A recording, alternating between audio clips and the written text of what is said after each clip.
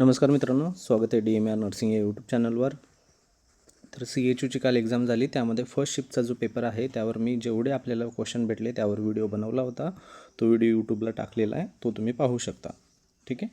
आज जो आहे सेकंड शिफ्टचा पेपर जो आहे त्यामध्ये आपल्याला जेवढे काही क्वेश्चन जे आपल्याला मेमरी बेस्ड क्वेश्चन भेटलेले आहेत ते क्वेश्चन आपण या ठिकाणी कलेक्ट केलेले आहेत. ठीक आहे. हे सर्व जे आहेत मेमरी बेस्ड क्वेश्चन आहेत. ठीक आहे. मेमरी बेस्ड क्वेश्चन या ठिकाणी जे विद्यार्थी एक्झाम दिलेले आहेत त्या विद्यार्थ्यांनी आपल्याला कमेंटमध्ये द्वारे किंवा मग व्हॉट्सअपवर वगैरे हे प्रश्न टाकलेले आहेत की हे प्रश्न आलेले होते म्हणून. ठीक आहे. जवळपास 100 प्रश्नाचा हा प्रश्न पेपर होता. 100मधले जवळपास आपण 50 ते 55 प्रश्न रिसीव केलेले आहेत. ठीक आहे. हे सर्व नर्सिंगचे प्रश्न आहेत मित्रांनो. यामध्ये काही प्रश्न 1-2 जे असतील हे GKचे पण ॲड आहेत. ठीक आहे. GKचा सेपरेट एक मी पेज बनवलेला आहे ज्यामध्ये जे प्रश्न GKचे जेवढे भेटलेले आहेत ते पण आपण त्यामध्ये पाहिलेलं आहे. हा व्हिडिओ थोडासा लॉंग होऊ शकतो कारण यामध्ये जे आहेत 50+ प्रश्न आपण जे भेटलेले आहेत तसे अरेंज केलेले आहेत. आता यामध्ये बऱ्याच जणांचं म्हणणं असेल की सर ऑप्शन तुम्ही ॲड केलेलं नाही. तर पहा मित्रांनो, हे मेमरी बेस्ड प्रश्न आहेत. एक्झॅक्टली आन्सर आणि एक्झॅक्टली चारीच्या चारी ऑप्शन जे आहेत प्रत्येक प्रश्नाचा हा आठवण राहणं जे कोणी एक्झाम दिलेलं आहे त्यांना कठीण असतं. 50 तुम्ही 100 एक्झाम दिलेले आहे आणि 100च्या 100 जे एक्झामचे ऑप्शन तुम्हाला आठवून बाहेर सांगणं हे कठीण आहे. त्यामुळं आपल्याला जेवढे काही आपले मित्र असतील जे कोणी आपल्याला प्रश्न पाठवलेले आहेत की सर उदाहरणामध्ये ट्रान्स फॅटी ॲसिडवर प्रश्न आला होता सर, त्यानंतर आशावर प्रश्न आला होता, हे सर्व आपल्याला पाठवून बनवलेले आहेत. यामध्ये थोडाफार चेंजेस होऊ शकतात. चेंजेस प्रश्न सेम आहे, थोडाफार जे आहे एखादा पुढे मागं होऊ शकतो, पण मोस्टली 90% हेच प्रश्न आहेत मित्रांनो. सर्व प्रश्न कलेक्ट करून आपण तयार केलेला आहे. तुम्ही दुसऱ्या पण व्हिडिओमध्ये वगैरे इतर पण तुम्ही पहा, त्यामध्ये पण तुम्हाला हेच प्रश्न सापडून येणार आहेत मित्रांनो. ठीक आहे.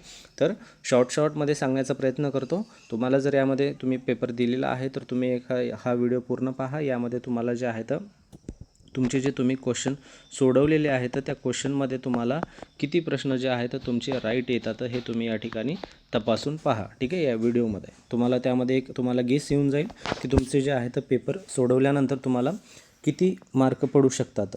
ठीक आहे. तर त्यावर तुम्हाला एक हिंट येऊन जाईल की तुम्हाला किती मार्क पडेल. आता बऱ्याच जणांचा कमेंट येत होता की सर रिझल्ट कधी लागेल. तर पहा, या ठिकाणी रिझल्ट जे आहे इथून 15 दिवस पुढे चला. 15 दिवसामध्ये या ठिकाणी ह्याचा रिझल्ट लागण्याची शक्यता आहे. IBPS जास्त वेळ घेत नाही, लगेच रिझल्ट वगैरे लावतं आणि प्रोसेस कंप्लीट करण्याचा प्रयत्न करतं. ठीक आहे. तर चला व्हिडिओ स्टार्ट करूया. तर पहा, या ठिकाणी पहिला प्रश्न पडला आहे, what is trans fatty acid. तर जो आहे फॅटी ॲसिडवर हा प्रश्न आहे. तर यामध्ये ट्रान्स फॅटी ॲसिड काय आहे असं प्रश्न असेल तर यामध्ये जे आहे ऑप्शन 4 असतील, ज्यामध्ये unsaturated fatty acid containing at least 1 trans double bond. ठीक आहे. तर हे याचा आन्सर असणार आहे. ठीक आहे. जे काही तुमचे ऑप्शन असतील त्या ऑप्शनमध्ये जर मॅचिंग ऑप्शन असेल तर तुम्ही त्या ठिकाणी तुम्हाला करेक्ट असं समजू शकता मित्रांनो. त्यानंतर नेक्स्ट प्रश्न पहा, या ठिकाणी काय आलेला आहे.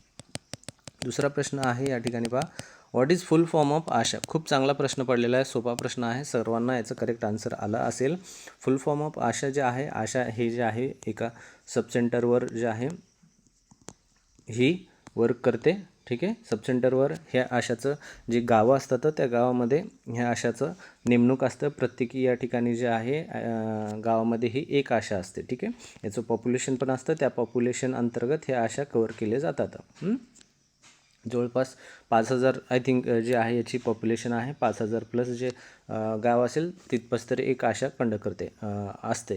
त्या गावाचं पूर्ण काही रेकॉर्ड असेल, त्या गावाचं पूर्ण काही माहिती असेल, ती सर्व माहिती कलेक्ट करून जे आहे ते हे ANMला हे सबमिट करत असते. ठीक आहे. जी गावामधले जी काही डिसीजचं माहिती असेल, सर्वे झाला असेल, इतर कोणत्याही गोष्टी ते आशा कलेक्ट करून पुरवठा करते. तर आशाचं फुल फॉर्म विचारलेलं आशा ॲक्रेडिएटेड सोशल हेल्थ ॲक्टिव्हिस्ट असं याचं नाव आहे. याचं फुल फॉर्म यासोबत दुसरे ऑप्शन असतील तर हे या ऑप्शन त्या ठिकाणी करेक्ट असणार आहे. त्यानंतर थर्ड आहे, what is VIA in cervical cancer screening.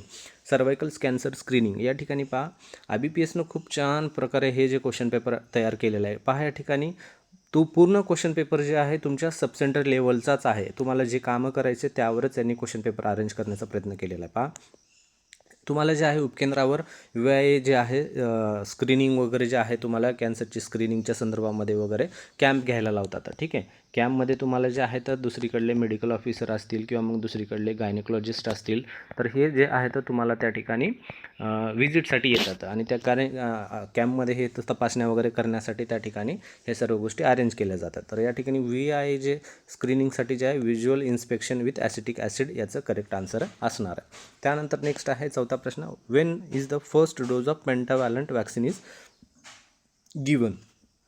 मी दुसऱ्या याच्यामध्ये पण पाहिलं होतं, एखादा प्रश्न असा होता की जे आहे बर्थमध्ये जे आहे कोणतं वॅक्सिन दिलं जातं, ते याच्यामध्येच आहे का किंवा दुसऱ्या याच्यात पण आहे. ठीक आहे, तर पहा या ठिकाणी काय विचारलं आहे, जेव्हा पेंटावॅलंट वॅक्सिन फर्स्ट डोज काय असतो, तर यामध्ये ॲट 6 वीक ऑफ एजमध्ये it protects against diphtheria, pertussis, tetanus आणि हिपॅटायटिस बी आणि हिप यावर जे आहे पेंटावॅलंट वॅक्सिन आहे आणि 6 वीक्सला दिलं जातं. ऑप्शन असेल तर करेक्ट पहा आणि तुमचं आन्सर चेक करून पहा. त्यानंतर पहा, which nerve is responsible for hearing. हिअरिंगसाठी म्हणजे ऐकण्यासाठी कोणती नर्व जी आहे क्रॅनियल नर्वमधली ती ऐकण्यासाठी काम करते, असं याचा प्रश्न आलेला आहे. प्रश्न पहा, वेस्टिब्युलो कॉक्लिअर नर्व ही नर्व आहे जी की ऐकण्यासाठी खूप काम करते. The cochlear division is responsible for hearing. ठीक आहे, करेक्ट आन्सर. क्रॅनियल नर्व जे असतात ज्यामध्ये पहा 12 क्रॅनियल नर्व आहेत, ऑल फॅक्टरी. ठीक आहे, त्यानंतर ऑप्टिक, ऑक्लोमोटार, ट्रॉक्युलियर, ट्रायजिमिनल. ठीक आहे, अशा प्रकारचे काही क्रॅनियल नर्व, त्यामधला हा जे क्रॅनियल नर्व आहे हे क्रॅनियल नर्व फक्त ऐकण्यासाठी असते. त्यानंतर नेक्स्ट प्रश्न विचारलेला आहे, IC. पहा, मी जेव्हा CHO होतो, CHOमध्ये ICचा खूप महत्त्वाचा इम्पॉर्टंट रोल होता, कारण जे आहे ICवरच जे आहे तुमच्या गावामधील जी काही पेशंट येतात वगैरे, तर ICद्वारेच तुम्हाला जे आहे त्या ठिकाणी एज्युकेशन देण्याचा प्रयत्न करायचा असतो. ठीक आहे, IC म्हणजे इन्फॉर्मेशन एज्युकेशन अँड कम्युनिकेशन, हे याचा लॉंग फॉर्म आहे. लॉंग फॉर्म विचारला होता. IC इन द सेन्स जे आहे तर बॅनर वगैरे असतील तुम्हाला उपकेंद्रावर लावायचं आहे, की ते उदाहरणामध्ये एखादा डिसीज आहे, त्या डिसीजवर तुम्हाला सर्व नॉलेज वगैरे कसं प्रकारे होतो, स्प्रेड कसा होतो, सिम्टम काय असतात, त्यानंतर ट्रीटमेंट काय करू शकतो, होम रेमेडीज वगैरे काय असू शकतात का, हे बॅनर वगैरे आपण उपकेंद्रावर यूज करतो. तर त्याचं हे फुल फॉर्म या ठिकाणी विचारलेलं आहे. जेव्हा मी CHO होतो तेव्हा या बॅनरचा खूप जास्त उपयोग व्हायचा, कारण या बॅनरवर आम्ही प्रत्येक उपकेंद्रामध्ये प्रत्येक ठिकाणी इवन गेटपासून ते पूर्ण उपकेंद्र संपेपर्यंत जेवढी काही स्पेस असेल त्या सर्व स्पेसवर हे IC लावायला सांगण्यात आलं होतं. तेव्हा आम्ही सर्व ठिकाणी हे IC लावलं होतं. त्यासाठी IC हे मला पूर्णपणे माहिती आहे. IC म्हणजे इन्फॉर्मेशन एज्युकेशन अँड कम्युनिकेशन. ठीक आहे, त्यानंतर नेक्स्ट प्रश्न पहा या ठिकाणी 7वा पडलेला काय, which is the longest bone in a human body. आता हे सगळ्यांनाच माहीत असलं पाहिजे, खूप सोपा प्रश्न आहे. फ्युमर या ठिकाणी जे आहे लॉंगेस्ट बोन आहे जे ह्युमन बॉडीमध्ये, मांडीचं जो हाड म्हटलं जातं, ठीक आहे, त्याला ते फ्युमर आहे. त्यानंतर 8वा प्रश्न पहा काय पडलेला आहे, BMI यावर आहे. 30-year-old वुमन वेइंग्स 40 kg, 40 वर्षाची एक वुमन आहे आणि तिनं 155 सेंटीमीटर तिची उंची आहे. Calculate the BMI. तिचं तर BMI किती असेल, 40 वर्ष वजनाची एक वुमन आहे आणि तिचं 155 सेंटीमीटर तिची उंची आहे, तर तिचं BMI किती असलं पाहिजे असं या ठिकाणी विचारण्यात आलेलं आहे. आता या ठिकाणी ऑप्शन जी काही तुमचे असतील तेव्हा त्यामधलं करेक्ट आन्सर जे आहे BMI 40 या ठिकाणी दिलेलं, तर याचं करेक्ट जे किती या ठिकाणी असणार आहे, तर याचं BMI जे वेट असणार आहे ते काय असणार आहे, अंडर वेट असणार आहे. कॅटेगरीमध्ये तिचं जे आहे जे वेट जे असणार आहे ते कमी असणार आहे. ठीक आहे, ते अंडर वेटमध्ये येते, तर हे त्याचं आन्सर असणार आहे. ठीक आहे, त्यानंतर पहा 9वा प्रश्न, are tetanus, diphtheria and pertussis included in routine immunisation. तर हे जे आहे रुटीन इम्युनायझेशन शेड्यूल तर खूप इम्पॉर्टंट आहे तुमच्यासाठी. तुम्हाला पूर्णपणे इम्युनायझेशन शेड्यूल सर्व माहीत असणं खूप गरजेचं आहे मित्रांनो, कारण यावरच तुमचं उपकेंद्र अवलंबून आहे, यावरच तुमचे गाव उपकेंद्र पूर्ण अवलंबून आहे, तर यावर सर्व बाळाचं जीवन अवलंबून आहे. त्यासाठी ह्या इम्युनायझेशनला पूर्णपणे पाठ करून घ्या. इम्युनायझेशनमध्ये जे आहे हे असतात कंपल्सरी. आत्ताच पाहिलं आपण जे आहे पेंटावॅलंट पाहिलं आहे. पेंटावॅलंटमध्ये जे आहे हे इम्युनायझेशन होते मित्रांनो. ठीक आहे, तर हे या ठिकाणी आन्सर येस असणार आहे. ठीक आहे, हे येस त्याच्यामध्ये असतात. They are included through the DPT containing vaccines. त्यानंतर 10वा प्रश्न, which is city is non as a pink city.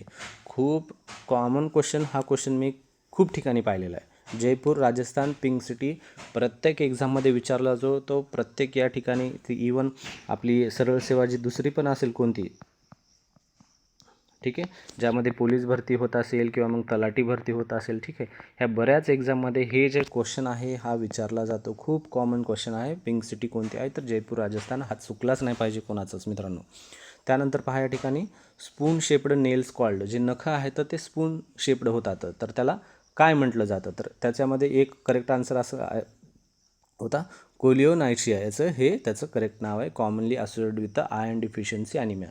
ज्या ज्या व्यक्तीला स्पून शब्द म्हणजे चमच्यासारखं त्याचं नख जर होत असेल असं मधून खोल आणि दोन्ही साईडनं असं वरी, तर त्याचं जे आहे शेप जे असणार आहे त्याला कोलिओनायशिया म्हटलं जातं. आणि त्याला ॲनिमिया असतो. ॲनिमिया कोणता असतो, आयर्न डिफिशियन्सी ॲनिमिया त्या व्यक्तीला असतो मित्रांनो. हा 11वा प्रश्न. त्यानंतर 12वा, what are the common signs and symptoms of glomerulonephritis in children.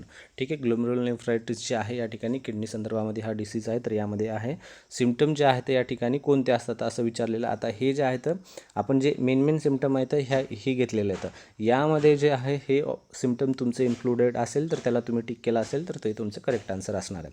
Periorbital facial oedema खूप कॉमन आहे, हाच सर्वात महत्त्वाचा आणि खूप कॉमन फेशियल इडिमा. त्यानंतर हेमिच्युरिया, कलर्ड जे युरिन असतं त्यामध्ये.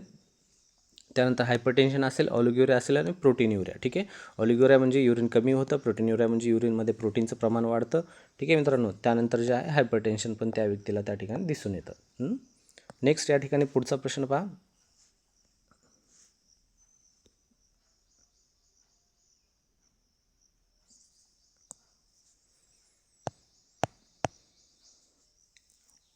या ठिकाणी 13वा काय विचारला आहे, which methods are natural family planning method. Family planning खूप महत्त्वाचा विषय आहे हा, पण यावर प्रश्न विचारलेला आहे. फॅमिली प्लॅनिंग उपकेंद्रामध्ये तुम्हाला या ठिकाणी करायचं असते, जे की कॅम्प केला जातो. त्या कॅम्पवर हा कॉमनली ही गोष्ट आहे. तुम्हाला हे वीकली मंथली वगैरे हे कॅम्पमध्ये हे काम करायचं आहे तुम्हाला.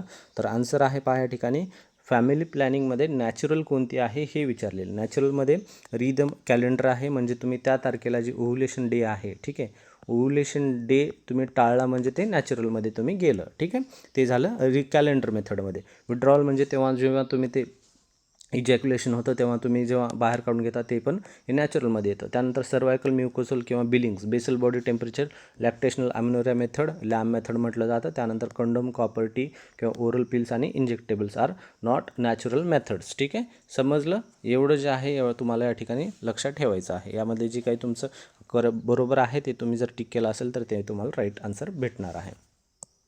त्यानंतर what is a Chadwick sine.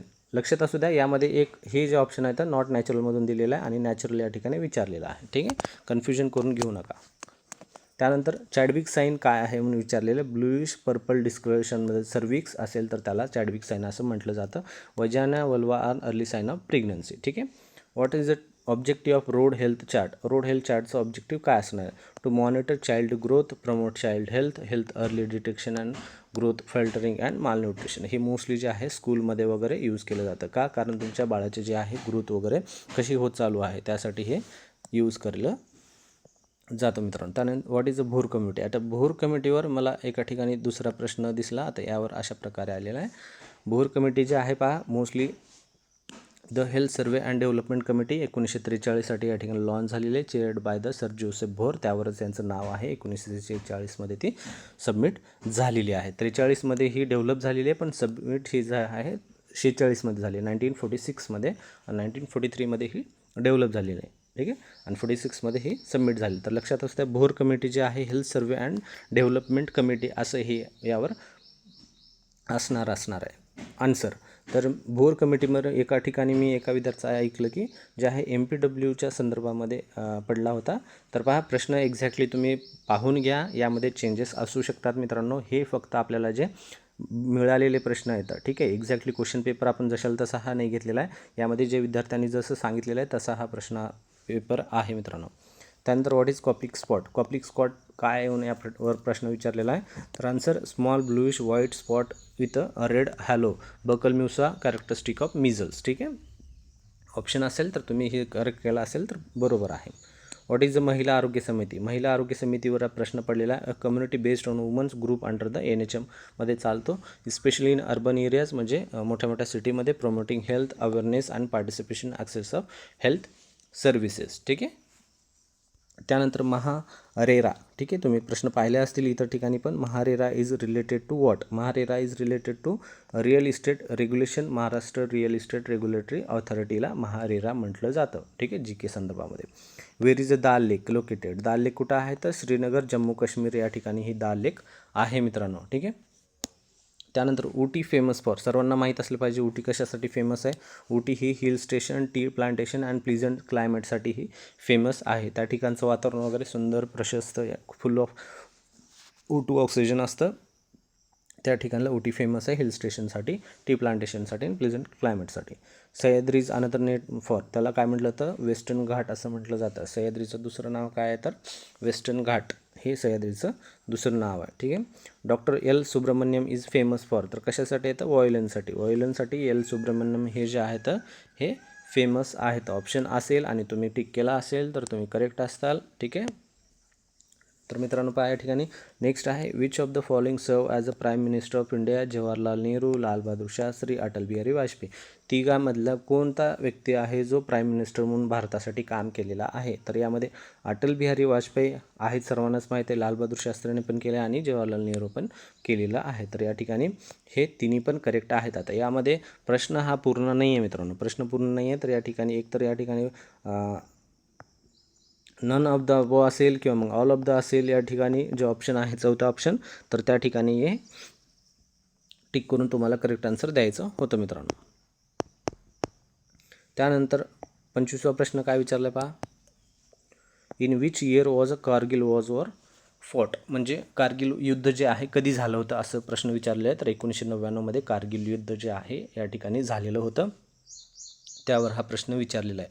तर पहा हे जे आहेत हे प्रश्न आपण तुम्हाला देतो. हे प्रश्न तुम्ही अभ्यास करा. तुमचे हे प्रश्न जे आहेत हे तुम्हाला स्टडीसाठी खूप इम्पॉर्टंट पण होतील फ्युचरच्या याच्यासाठी. त्यानंतर खूप जणांची कमेंट पण येत होती की जे आहे याचा आता रिझल्ट कधी लागेल, ठीक आहे.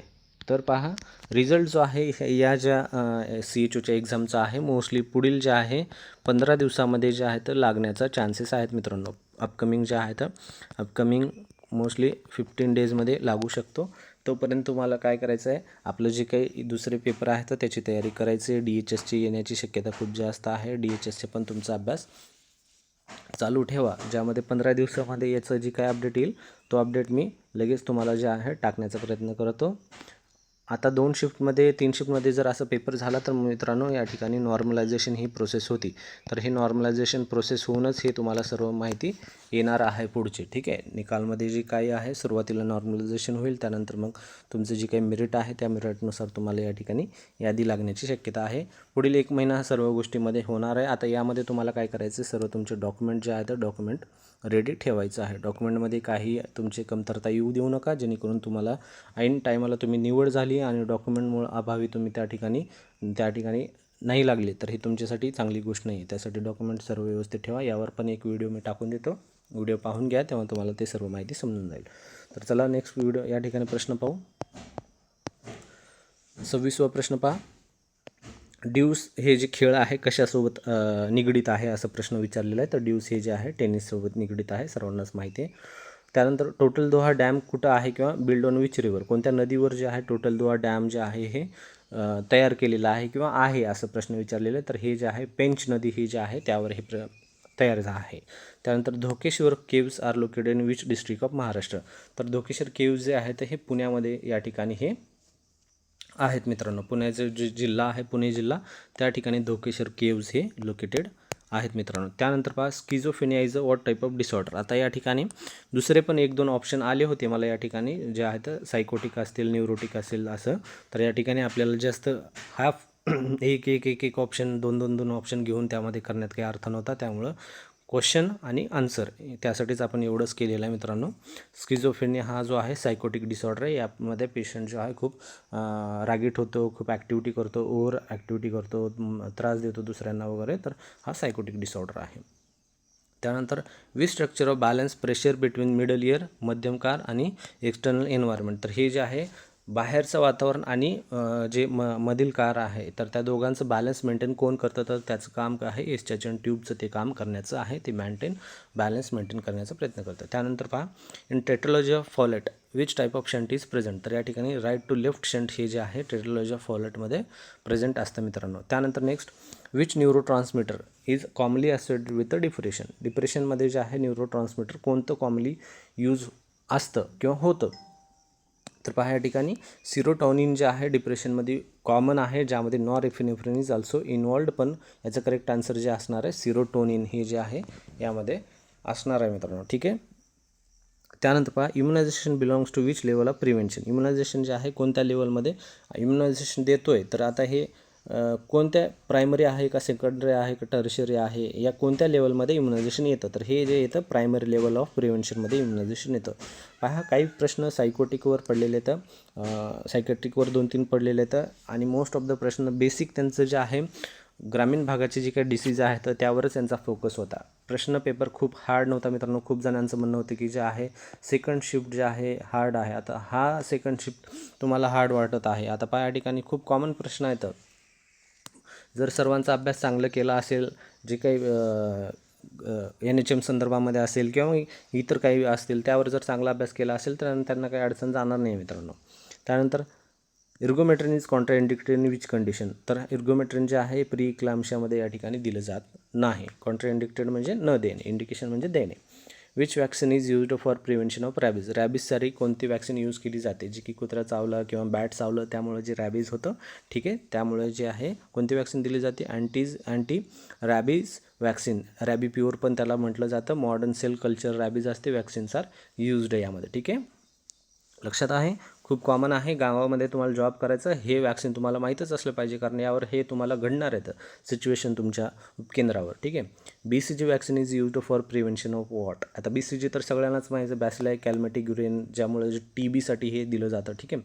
Green stick fracture is commonly used seen in. हे जे आहे ग्रीन स्टिक जे आहे चिल्ड्रनमध्ये हे फ्रॅक्चर दिसून येतं मित्रांनो. त्यानंतर ग्लुकोकॉर्टिकॉइड्स आर असोसिएटेड विथ जे आहे जे आहे कुठं glucocorticoids are secreted from the which part of adrenal gland. आता ॲड्रिनल ग्लँड सगळ्यांना माहिती आहे कुठे असते. ठीक आहे, तर ॲड्रिनल ग्लँड जे आहे किडनीच्या ठीक आहे वर असते, तर त्या ग्लँडवर जे आहे कोणतं ग्लुकोकॉर्टिकॉइड सिक्रेट होतं, तर ॲड्रिनल कॉर्टेक्समध्ये झोना फॅसिलोटा या ठिकाणी हे जे आहे सिक्रेट होतं मित्रांनो. त्यानंतर RH incompatibility is mainly related to which blood group. तर हे जे आहे RH negative mother carrying and RH positive foetus, या ठिकाणी हे RH इनकम्पॅटिबिलिटी होती मित्रांनो, जे आहे निगेटिव्ह मदर पॉझिटिव्ह फेटस. ठीक आहे, लक्षात असू द्या.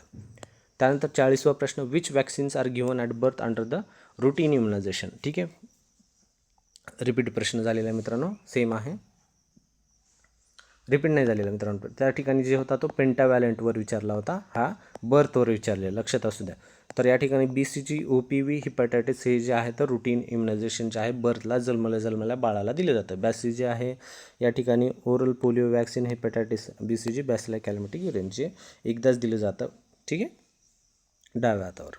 41वा Apgar score does not included. आता या सर्वांना माहीत असलं पाहिजे अबगार स्कोर जे आहे एवढ्या गोष्टी असतात पण एक नसते. ह्या अपिअरन्स, पल्स, ग्रेमियन्स, ॲक्टिव्हिटी आणि रिस्पिरेशन हे कॉमनली असतं त्यामध्ये, आणि नसतं ते काय आहे बर्थ वेट यामध्ये अबगार स्कोरमध्ये नसतं. त्यामुळे याचं करेक्ट आन्सर असणार आहे बर्थ वेट. ऑप्शन होता न होता तुम्ही पाहून घ्या, तुम्ही एकदा तुम्हाला माइंड करून घ्या तुम्हाला हे करेक्ट दिलं आहे का नाही तुम्ही. Oxytocin is mainly used for what. Oxytocin कशासाठी यूज केलं जातं, खूप कॉमन आहे. इंडक्शन, त्यानंतर ऑगमेंटेशन ऑफ लेबर आणि prevention or treatment of postpartum of haemorrhage, या ठिकाणी हे ऑक्सिटोसिन दिलं जातं. मोस्टली या ठिकाणीच दिलं जातं इंडक्शन. त्यानंतर लंगवर पडलेला एक प्रश्न, what is the functional unit of lung. ठीक आहे, आणि where the gases exchange occurs, हे जे आहे अल्व्हिओल आहे. प्रत्येकाला हे माहीत असलं पाहिजे. किडनीचा फंक्शनल युनिट काय आहे, लंगचा फंक्शनल युनिट काय आहे, हे इझी आहे. तर ठीक आहे, काही जणांचे तर मला रीललाच कमेंट आले होते की तर फिक्स नाव त्यांनी दिलं होतं की, एक मिनिट मित्रांनो,